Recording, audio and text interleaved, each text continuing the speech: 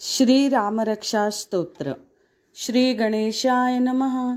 अस्य श्री रामरक्षा स्तोत्र मंत्रस्य बुधकौशिक ऋषि श्री सीतारामचंद्रो देवता अनुष्टुप छंदः सीता शक्ति श्रीमद् हनुमान कीलकं श्री रामचंद्र प्रीत्यर्थे जपे विनियोगः.